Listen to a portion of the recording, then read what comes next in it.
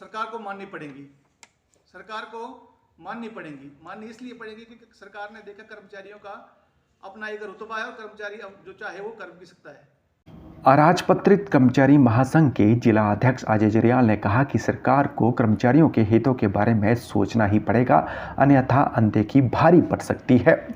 उन्होंने कहा कि जब सरकार के नुमाइंदों को अपने वेतन भत्ते चाहिए होते हैं तब तो सरकारी खजाने को कोई फर्क नहीं पड़ता, लेकिन जब कर्मचारियों के हितों की बात आती है तो सरकार अपनी आर्थिक स्थिति ठीक नहीं होने का हवाला देती है। सरकार का इस तरह का रवैया बिल्कुल भी ठीक नहीं है। ये बात उन्होंने जिला मुख्यालय पर आयोजित प्रेस वार्ता के दौरान कही। उन्होंने कहा कि सरकार को कर्मचारियों के हितों के बारे में अब सोचना ही होगा, अन्यथा कर्मचारियों की अनदेखी सरकार को चुनाव में भारी पड़ सकती है। आप सभी प्रेस बंधुओं का स्वागत है।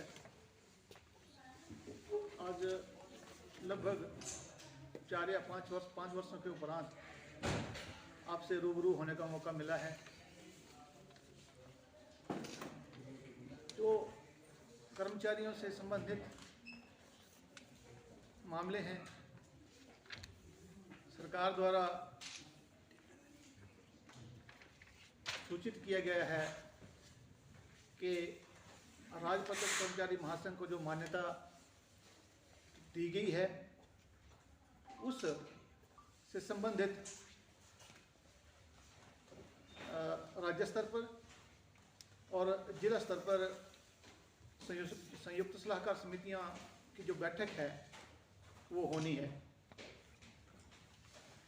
कर्मचारी सरकार के देरी से लिए गए फैसले से नाराज भी रहा है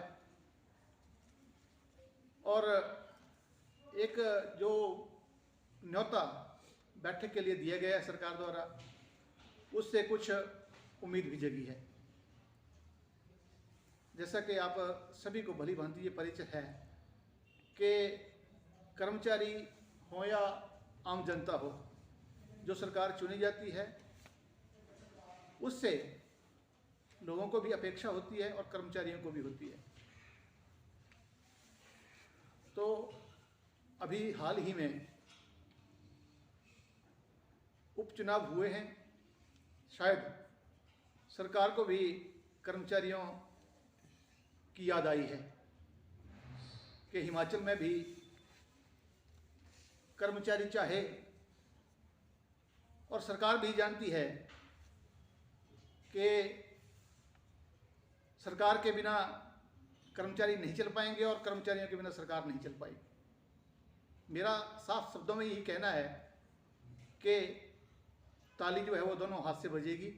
आप कर्मचारियों का ख्याल रखेंगे तो कर्मचारी भी आपका ख्याल करेंगे।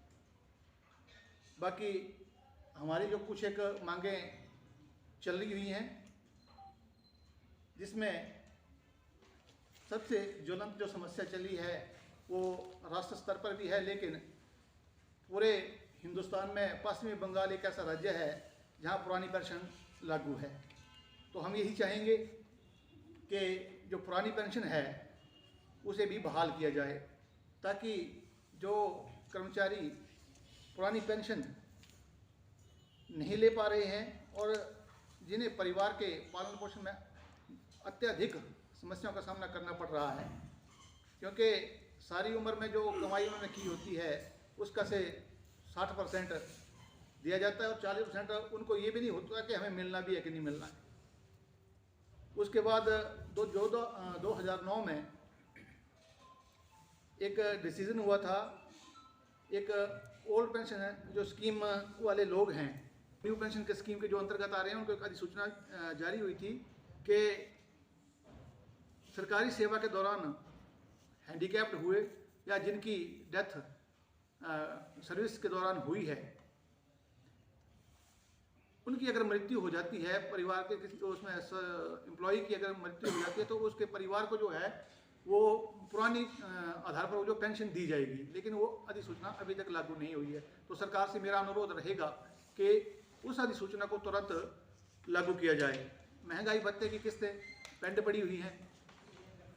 सरकार से हमारा नाराजगी ये भी रहेगी कि अपने कोविड, माना कि कोविड के दौरान ये चीज़ें नहीं हो पाई थी, लेकिन कोविड के कितना आज समय बीत गया है, लेकिन इन्होंने जब अपनी बारी आती है तो सरकारी भत्ते और ये सब बहाल कर लिया जाता है, लेकिन क्यों कर्मचारियों को देने के लिए शायद इनके खजाने खाली लगते हैं।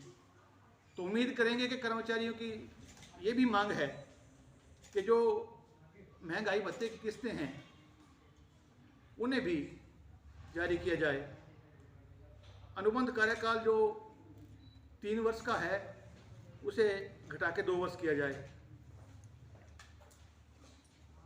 जो अनुबंध का लाभ है रेगुलराइजेशन के समय जो दिया जाता है उसे भी नियुक्ति की तिथि से देने के लिए हम अनुरोध करेंगे। 4/9/14 का जो पिछले पे स्केल में था कि 4/9/14 का जो लाभ दिया जाता था तो वो 2 चिट्ठियां ऐसी इशू कर दी गई सरकार द्वारा, 7/7/14 और 9/9/14 की 2 चिट्ठियां ऐसी हैं जिससे इस लाभ से लेने के लिए कई हमारे कर्मचारी जो वंचित हो गए हैं और कईयों को मिल चुका है, जिससे पे एनोमली बन चुकी है। तो हम ये चाहेंगे कि इस एनोमली को भी दूर किया जाए और जो 7/7/14 और 9/9/14 की जो अधिसूचना है उसे रद्द किया जाए। करुणामूलक आधार पर जैसे हमारे कर्मचारी साथी की सेवा के दौरान जिनका निधन हो जाता है तो उनके परिवार आज कई दिनों से हड़ताल पे बैठे हुए हैं। हमारा ये अनुरोध रहेगा कि उनके परिवारों की स्थिति या उनकी समस्या को देखते हुए, क्योंकि जो पूर्व में करुणामूलक आधार पर जो नौकरियां दी जाती थी उन्हें कई सालों से बंद पड़ी हैं ये नियुक्तियां। तो हम ये चाहेंगे, कर्मचारी वर्ग ये चाहेगा कि जो करुणामूलक आधार पर नौकरियां दी जाने उन्हें भी शीघ्र अतिशीघ्र प्रदान किया जाए। आउटसोर्स कर्मचारियों के लिए कोई ठोस नीति बनाई जाए, क्योंकि आउटसोर्स कर्मचारी जो है उनका मेरे संज्ञान में कई चीज़ें आई हैं कि उनका जो है मतलब काफ़ी ज़्यादा उत्पीड़न किया जा रहा है, क्योंकि उनको ये बताया जा रहा है कि और काम उनसे बराबर के काम लिए जा रहे हैं। हो सकता है कि उनसे मतलब ज़्यादा काम लिया जा रहा हो। तो हम ये चाहेंगे कि आउटसोर्स जो नीतियाँ जो कर्मचारी आउटसोर्स पे नियुक्तियाँ दी गई हैं उन्हें एक ठोस नीति बना के जो है रेगुलर किया जाए, विभागों में लिया जाए। और इनका मैं एक चीज़ और बताना चाहूँगा, जेओए जो हैं वो क्लरिकल के पोस्ट पे लगाए जा रहे हैं, लेकिन जब उनको नियमित करने या सीनियरिटी देने या किसी ठोस नीति बनाने की जब बात आती है तो इनको आउटसोर्स बता दिया जाता है। लेकिन जब इनकी पोस्टिंग दी जाती है तो क्लर्क के पोस्ट के अगेंस्ट इनकी ट्रांसफ़र तक भी की जाती है जो जेओआईटी लगाए जा रहे हैं। एक हमारा महिलाओं के लिए जो है वो चाइल्ड केयर लीव जो है उसके लिए 2 साल का हमारा मांग रहेगी। दैनिक भोगी बेलदारों के लिए 5 के बजाय 3 वर्ष में नियमित किया जाए। जो बेलदार जो है 5 सालों में उनको रेगुलर किया जाता है, तो हमारी ये मांग रहेगी कि उन्हें 3 वर्षों में नियमित किया जाए। और हमारे विभागों में कई विभागों में ऐसा है कि कुछ एक कैटेगरीज ऐसी हैं जिनको लाइफ टाइम कोई प्रमोशन नहीं मिलती है। तो हमारी ये मांग रहेगी उनको रिक्रूटमेंट में और जो है पदोन्नति के समय कोई ऐसे नियमों में जो है प्रावधान किया जाए कि उनको एंटायर सर्विस में कोई ना कोई पदोन्नति का लाभ वो ले सकें। बाकी कई विभागों में जो है हमारी सैंक्शन पोस्टें जो हैं वो वैकेंट पड़ी हैं, जिससे कार्य का जो भार है वो भी कई कर्मचारियों पे बढ़ गया है। हम ये चाहेंगे कि जो खाली पोस्टें हैं, जो सैंक्शन पोस्टें हैं, उन्हें शीघ्र अतिशीघ्र सरकार भरने का प्रयास करे। इसके अतिरिक्त जो एक मांग पत्र है राज्य स्तर पर वो भी सौंपा जा चुका है। हमने जिला स्तर पर भी अपना मांग पत्र उपायुक्त महोदय को सौंप दिया है।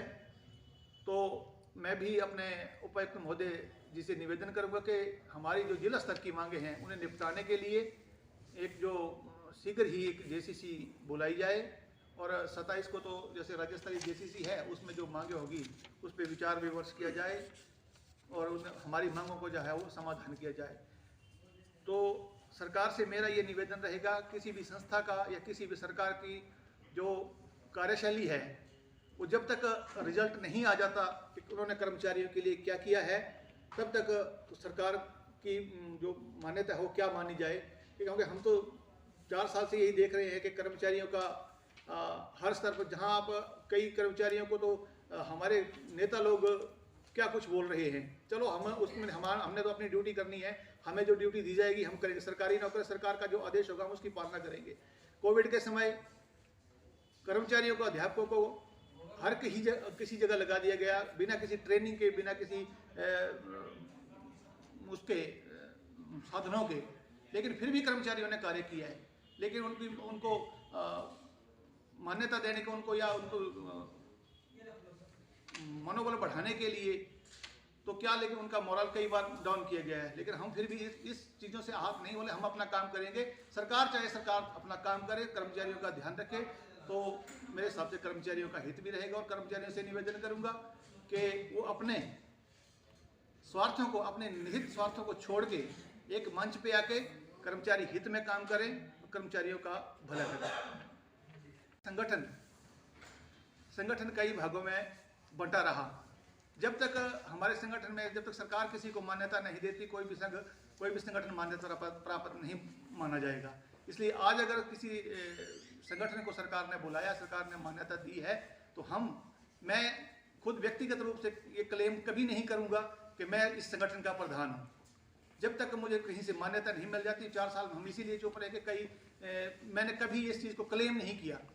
मैं चुनाव लड़ा, जीता, बैठा, लेकिन मैंने कभी क्लेम नहीं किया कि मैं प्रधान। जब तक सरकार मान्यता या प्रशासन हमें मान्यता नहीं देगा, तब तक मैं अपने आप को प्रधान नहीं मानूंगा। सरकार को माननी इसलिए पड़ेगी क्योंकि सरकार ने देखा कर्मचारियों का अपना एक रुतबा है और कर्मचारी अब जो चाहे वो कर भी सकता है। क्योंकि कर्मचारियों को दोष दिया गया, क्योंकि मैंने उसमें समाचार पत्रों के माध्यम से देखा गया है, मैंने पढ़ा इस चीज़ को कि कर्मचारियों ने ये किया, उपचुनाव में कर्मचारियों ने साथ नहीं दिया। लेकिन कर्मचारियों का साथ क्यों नहीं दिया कि नहीं दिया, ये तो गॉड नोज। लेकिन मैं ये चीज़ जरूर बोलूँगा कि कर्मचारियों का ध्यान रखोगे तो कर्मचारी आपका ध्यान जरूर करेगा।